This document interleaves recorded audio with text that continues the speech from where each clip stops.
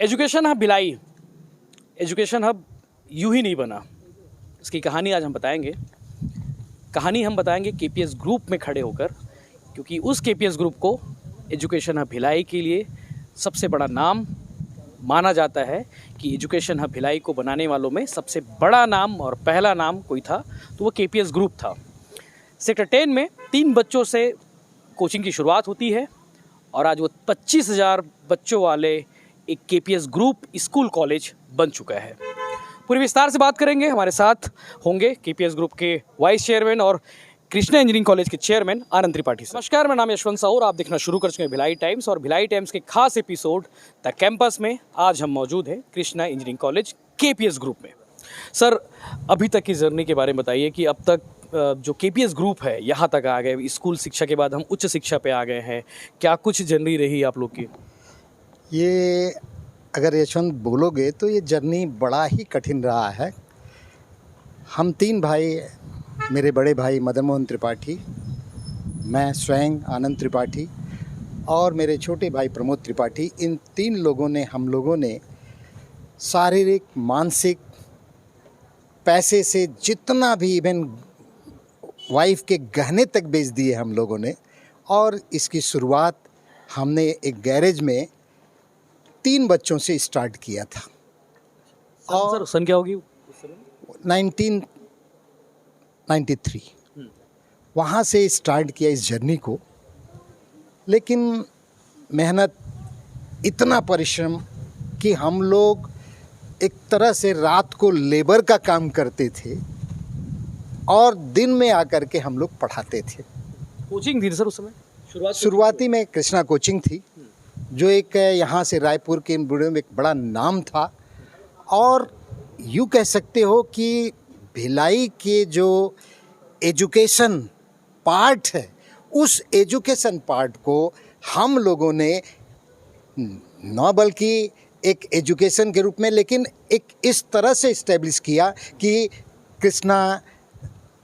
Krishna group या पूरे भिलाई को हमने एक कृष्णा हब, मतलब एक हब बनाया, एजुकेशन हब। ये बात सच है। क्रेडिट आपके ग्रुप को जाता है कि एजुकेशन हब भिलाई को। मैं क्रेडिट नहीं लेना चाहता हूँ, लेकिन एक मेरा सेवा था, एक ड्रीम था कि जिस जगह आया हूँ मैं छत्तीसगढ़ में, अगर छत्तीसगढ़ का एजुकेशन हब इस तरह से बढ़ जाए तो न कि हमारा डेवलपमेंट होगा, वह पूरे छत्तीसगढ़ का होगा।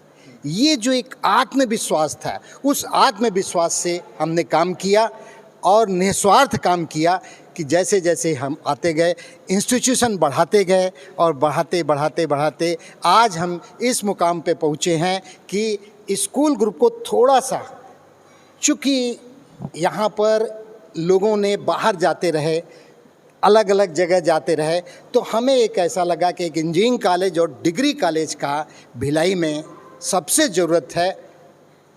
आगे ईश्वर जाने, मेहनत कर रहे हैं। इंजीनियरिंग के दौर वापस आ रहा है, ये भी बात मानते हैं? आएगा ही, 100% आएगा। बिना इंजीनियरिंग के कुछ हो ही नहीं सकता है। ये गलतफहमियां हैं लोगों की, आपको बता दूं।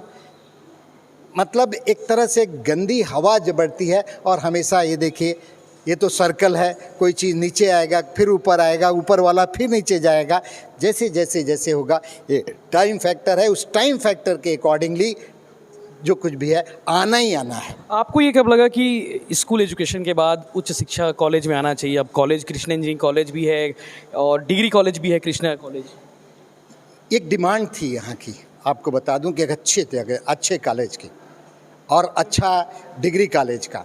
आप देखिए, पूरे भिलाई में कोई इंग्लिश मीडियम अच्छा कॉलेज नहीं है।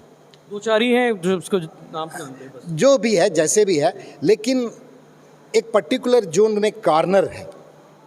आखिरकार छत्तीसगढ़ गवर्नमेंट इतने सारे इंग्लिश मीडियम स्कूल खोल रही है, वह बच्चे अगर निकलेंगे क्या हिंदी मीडियम में जाएंगे या बाहर जाएंगे, तो कहाँ जाएंगे? उस समय ये कृष्णा कॉलेज आपको देखेगा उस ऊपर में जाएगा। और हमारा कृष्णा कॉलेज इतना फन पे बुनेगा कि आप लोग एक दिन जैसे केपीएस का नाम लेते हैं, वैसे कृष्णा कॉलेज का लेंगे। सर, मैं आपको फ्लैशबैक पे लेके जाना चाहूँगा। आप लोग को ये कब लगा कि कोचिंग शुरू करना चाहिए? मतलब आप लोगों ने ऐसा क्या देखा था माहौल भिलाई में, और उस समय एजुकेशन का माहौल कैसा हुआ करता था? कोचिंग के बारे में मैं आपसे बता दूं कि मेरे बड़े ब्रदर भिलाई विद्यालय में लेक्चरर थे और MM त्रिपाठी, और बहुत नामवर थे।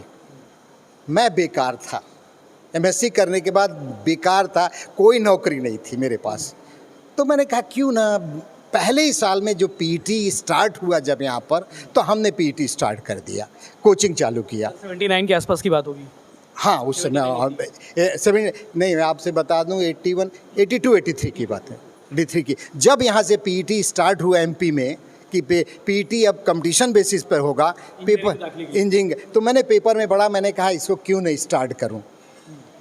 ऑफ कोर्स कृष्णा मेरे घर में टीचर है, घर में टीचर है, भाभी का नाम है, लेकिन मैंने कहा कि कृष्णा नाम से चलेगा, और कृष्णा हमारे ईश्वर हैं, उन्हीं के नाम से हमने स्टार्ट किया और आज तक ऐसा चलता आया है। मैं आपको हकीकत बता दूं, आने वाला कल हमारे मुख्यमंत्री जी इतना इंग्लिश मीडियम खोल रहे हैं, तो 12वीं के बाद जाएंगे कहाँ? कृष्णा कॉलेज आएंगे। कृष्णा, तो ये मेरा विज़न है, आगे भविष्य है। मैं इतना जानता हूँ, आज ज़रूर है, मान लीजिए कष्ट है, थोड़ा रोड का प्रॉब्लम है, मतलब अप्रोच रोड अच्छा नहीं है। ईजी तो है आने में, मॉल के बगल में ही तो है।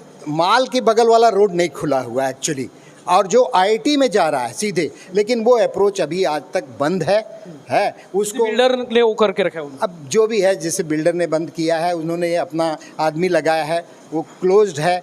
अगर वो अप्रोच रोड आ जाए तो भविष्य में मैं इतना जानता हूँ है कि यह जो कृष्णा कॉलेज है ये सेंटर में हो जाएगा, क्योंकि यहाँ से आप कुटेला भाटा, आप भिलाई आपके पड़ोसी है। भिलाई पड़ोसी रहेंगे मेरे, और इधर मेरा ये साइड में रहेगा, तो that will be in future, this is the centre part, education corner बनेगा आपको। सेंटर और सेक्टर 10 को बोलते तो अब एक दौर आएगा जुनवानी, इधर जुलवानी बनेगा, ये आने वाला है। अच्छा, शुरुआत कितने बच्चों से की थी और अभी कितने बच्चे हैं आप लोगों के पास? टोटल स्कूल बात करें, टोटल स्कूल भी बताइए कितने स्कूल हैं? टोटल स्कूल CBSE एफिलिएटेड अभी हमारे पास 9 स्कूल है, और छोटे मोटे तमाम सारे स्कूल हैं जो अपने अपने लोग कर रहे हैं, लेकिन CBSE एफिलिएटेड हमारे पास 9 स्कूल है। और अगर कहेंगे बच्चों की संख्या, तो कम से कम CBSE स्कूल में आज के डेट में हमारे पास 20 से 25 हज़ार बच्चे पढ़ रहे हैं। शुरुआत कितने से किए थे? शुरुआत 3 बच्चों से किया था। ये बड़ी बात है, देखो 3 बच्चों शुरुआत करते, 25,000 बच्चों की स्ट्रेंथ लेकर आना। और मेरा चैलेंजेस भी आए होंगे इस बीच सर? बहुत चैलेंजेस, समाज चैलेंज बताइए जिसमें लगा होगा कि आपको कि यार अब वापस जाना चाहिए, आगे सरवाइव नहीं कर पाएंगे, वो क्या रहा? ऐसा नहीं लगा, मैं आपको बता दूं, लोगों का बहुत अच्छा कोऑपरेशन रहा, समाज का कोऑपरेशन रहा, बहुत लोगों ने कोऑपरेट किया। बीच बीच में कुछ प्रॉब्लम्स आए जिसको I don't want to discuss here, लेकिन वो सब देखो आते रहते हैं, गंदी हवा आएगी, ख़त्म हो जाएगी, लेकिन जो कुछ हम लोगों ने वर्क किया, यहाँ के लोगों ने हमने बहुत हेल्प किया, लोगों ने आकर के सामने आए, फ्रंट में आए, और उसकी ब्लेसिंग मुझे मिल रही है। मैं इतना जानता हूँ कि लोग बाग भविष्य रहेगा ठीक 101%। KPS के लिए इतना अप्रोच क्यों लगता है? जब एडमिशन होता है तो बहुत सारे फ़ोन आते हैं, हमारे पास भी फ़ोन आते हैं, भैया KPS में एडमिशन करा दो, इतना अप्रोच वाला कैसे हो गया? देखो यशवंत, मैं आप इतना जानता हूँ, क्रेज़ तो है ही है। लोग चाहते हैं KPS में पढ़ना सपना होता है बच्चों का। हाँ, एक ड्रीम तो है कि अगर हम एक बार KPS में गार्जियन एडमिशन ले लेते हैं तो अपने आप को सेफ हो जाते हैं कि हमारा चलो 12वीं तक तो फ्री हो गए हम, तो वो चीज़ें हैं। और सबसे बड़ी बात, हमारा एक सिस्टम है, वो सिस्टम वर्क कर रहा है, मेहनत करते हैं, टेस्ट लेते हैं, बराबर ये करके IIT आते हैं, सब कुछ। और मैं भी सेंट्रल इंडिया में IIT का एक बहुत बड़ा नाम रहा हूँ केमिस्ट्री के नाम पर। कम से कम कुछ नहीं, यह जान लेना, अगर पूरे वर्ल्ड में चले जाओ आप, तो कम से कम 4-5 हज़ार बच्चे मेरे पढ़ाए हुए हैं। हमने फर्स्ट दिया, सेकंड दिया, थर्ड दिया, सारे रैंक होल्डर्स हम लोगों ने दिया। CBSE की बेस्ट स्कूलों की सूची में अपन है उसमें? हाँ बिल्कुल है, 100% है। इंडिया लेवल पर आप चले जाए तो कृष्णा पब्लिक स्कूल आपको बिल्कुल लिस्टेड मिलेगा। सर, आज के दौर में आप लोगों ने शुरू से दौर देखा है, मतलब एक वो दौर देखा है जब बच्चे बहुत डिसिप्लिन होते थे, आज तो काफ़ी कुछ चेंजेस आ गए होंगे, मतलब आप लोगों को लगता होगा एक दौर बहुत बड़ा देखे होंगे। मतलब ये का यशवंत, तुमने बहुत अच्छा क्वेश्चन किया है। पहले बच्चे थोड़ा बहुत ही मेहनती, अपने आप कुछ करना चाहते थे, अपनी पूरी मतलब ये चाहते थे कि कुछ करें, इनोवेशन ज़्यादा था उनके अंदर, मेहनत ज़्यादा था। पेरेंट्स फोकस रहते थे तो नेचुरली बच्चे फोकस रहते थे। आजकल बच्चों में थोड़ा डेविएशन आ चुका है, वह उतना मेहनत नहीं कर रहे हैं कि जितना करना चाहिए, और चूंकि उतना मेहनत नहीं कर रहे हैं इसलिए पेपर इजी आ गया, सब कुछ सारी चीज़ें आ गया। आप इसी भिलाई में देखिए, एक समय आता था कि विदिन 100 हम लोग 5 या 7 नाम रहता था। जैसे जैसे टीचर बढ़ गए यह नंबर कम होता गया और बहुत ही कम है अभी। जिस तरह उस समय हम लोग 3-4 टीचर रहते थे और वही पढ़ाते थे, उतना नाम हो जाता था। आपको बता दो, उस समय मुझे याद है दिल्ली से, बॉम्बे से, कलकत्ता से, बाहर से, इवन रायपुर से आपको बता दूं 3-4 जीपें आती थी लड़कों से भर के, यहाँ हम लोग पढ़ाते थे। कम से कम रायपुर से माइग्रेशन था, 100-150 बच्चे यहाँ आते थे हमारे स्कूल में पढ़ने के लिए। तो वो चीज़ें थी, वो दौर था, लड़के मेहनत करना चाहते। आजकल लड़कों में ये हो गया कि रेडीमेड मिले, कोई मैजिक मिले, कोई ऐसा मिले है, जनरल प्रमोशन की बात है तो कोरोना काल में स्कूल के लिए भी चैलेंज था, बच्चों के लिए भी चैलेंज था। उन बच्चों के लिए भी चैलेंज था कि भाई कैसे पढ़ाई करें, कोर्स का अपने उसको रखे। चैलेंज आप लोगों ने देखा है, तो आप लोग इस चीज़ को कैसे देखते हो कि क्या सही सरकार ने सही तरीके से इसको टैकल किया है या फिर कुछ और हो सकता था सिस्टम? सरकार के बारे में मैं कुछ नहीं कहूँगा, वो तो सिचुएशन के आधार पर जो भी है निर्णय लेते हैं, अच्छा ही लेते होंगे, मैं आपको बता दूं।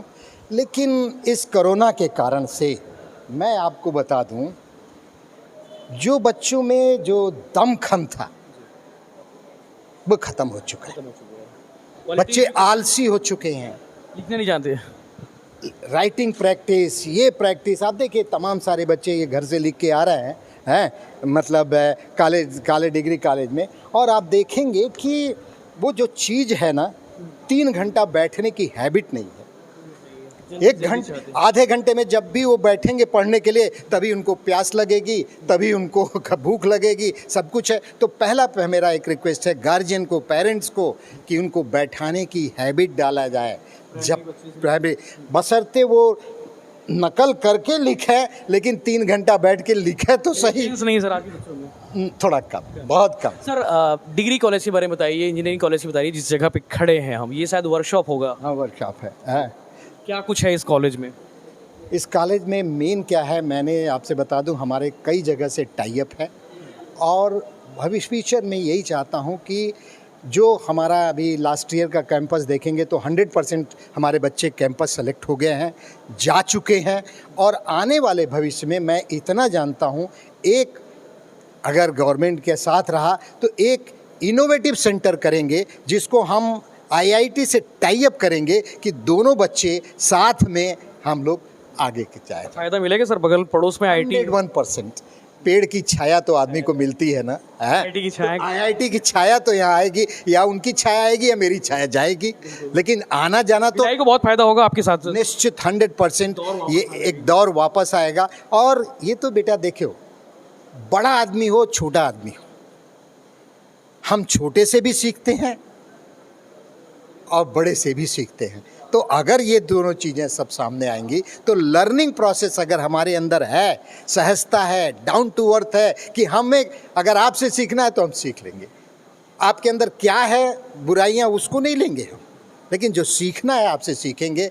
और मैंने यही देखा है ज़िंदगी में, अगर डाउन टू अर्थ रहो, विनम्र रहो, तो भगवान भी आपको आ करके ऐसा आशीर्वाद देगा कि आप आगे जाओगे। KPS ग्रुप का सक्सेस फंडा है।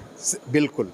Action is the duty, reward night the question, यानी कर्म ही मेरी पूजा है, समझ गए? हमारा ड्यूटी है वो। अगर हम कर्म, इसीलिए मैंने एक्शन दाई ड्यूटी, सर्व कर्मणे वाधिकारस्ते माँ फलेश कदाचन, कर्म करेंगे माँ फल देगी। कर्म ही पूजा है, बिल्कुल KPS ग्रुप का ये सक्सेस मंत्र है। और उस सक्सेस मंत्र के बिहाफ में आज देखो 3 बच्चों से शुरू हुआ KPS कोचिंग, आज 25,000 बच्चों वाला एक KPS स्कूल कॉलेज का ग्रुप बन चुका है। छत्तीसगढ़ में 9 बड़े स्कूल हैं KPS ग्रुप के, और KPS ग्रुप में पढ़ना मतलब उस स्कूल में पढ़ना है, बच्चों का सपना होता है, उन पेरेंट्स का सपना होता है। आज उस सफलता की कहानी हमने आनंद त्रिपाठी सर से जानी, और इस तरह के बाकी और भी इंस्टीट्यूशंस के जो डायरेक्टर हैं, चेयरमैन हैं, जिन्होंने भिलाई को एजुकेशन हब बनाने में अपना खून पसीना बहाया, उनसे हम बातचीत करेंगे। आप देखते रहिए भिलाई टाइम्स, सब्सक्राइब जरूर करें, अच्छा क्या कुछ है वो भी बताइए। शुक्रिया।